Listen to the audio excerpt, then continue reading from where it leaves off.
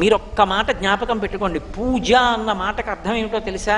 మీరు పీటల మీద కూర్చున్న తర్వాత పూజ ప్రారంభం కాదు. పూజ బాగా జరగడానికి మీరు ముందు చేసేటటువంటి సాధన అంతా పూజే.